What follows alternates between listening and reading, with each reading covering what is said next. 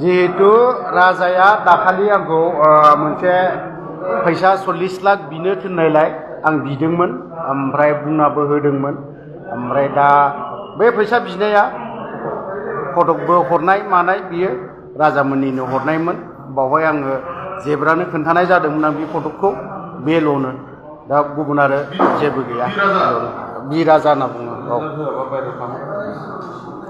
40 लाखनि फैसाखौ होआबा भाइरेल खालामगोन बा माबा मोनसे खालामगोन होननानै बाथ्रा बुंनायाबो बिसोरनिफ्रायनो गोजोन्थों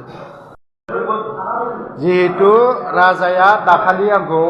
मोनसे फैसा 40 लाख बिनो थिननायलाय आं बिदोंमोन ओमफ्राय बुंनाबो होदोंमोन ओमफ्राय दा बे फैसा बिनाया फटकबो हरनाय मानाय बियो राजामोननिनो हरनायमोन बावहाय आङो जेब्रानो खोन्थानाय जादोंमोन आं बे फटकखौ बेल'नो दा गुबुन आरो जेबो गैया बिराजा होनना बुङो औ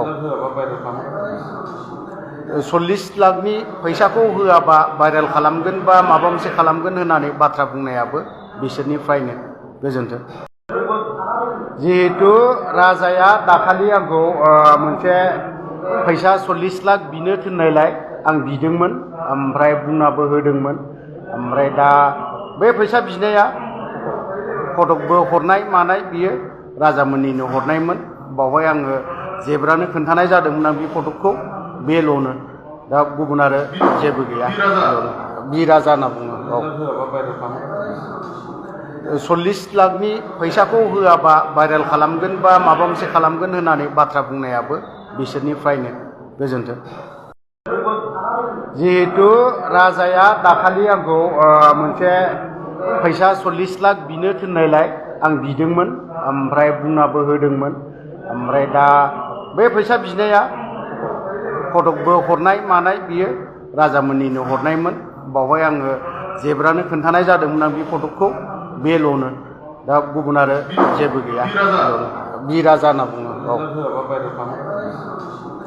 40 लाखनि फैसाखौ होआबा भाइरेल खालामगोन बा माबा मोनसे खालामगोन होननानै बाथ्रा बुंनायाबो बिसोरनिफ्रायनो गोजोन्थों गोजोनथाव खौरां बाजाज बाइक लानो गोसो गुदुं सुबुंफोरनि थाखाय क'क्राझार नोगोराव थानाय दावहारु अट' एजेन्सिया फैगौ 16, 17, 18 आरो 19 नभेम्बरसिम दिवाली धामाका अफार्स आरो लोगोसे मेगा लन काम एक्सचेन्ज मेला होगासिनो दं दावहारु अट' एजेन्सियाव बायगिरि बिथांमोना लवेस्ट डाउन पेमेन्ट होनानै बाइक लानो हागोन आरो एक्सचेन्जनि खाबुआबो एभेलेबेल जागोन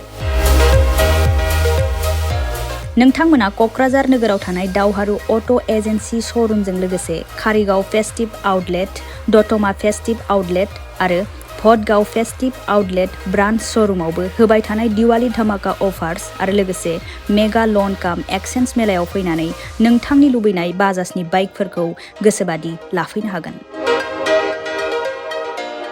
बाजाजनि बाइक सालायनो मोजां मोनग्रा रायजो राजाफोरनि थाखाय दावहारु अट' एजेन्सि श'रुमा लोगोसे मोजां अफारफोरबो लाबोदों बेफोरनो जाबाय फ्री एसर्ट gift free seat cover 5 litre petrol free गंनै helmet free 12 times free washing coupon आरो बाइक बायगिरिफोरनो बाइकखौ मोजाङै साखोन सिखोन लाखिनो थाखाय 12 टाइम्स फ्री वाशिं कुपनबो हरनाय जागोन आबुङै मिथिना लाबावनो थाखाय 6000399187 8822018193 जानबुं नम्बराव खौरां लाहरनो हागोन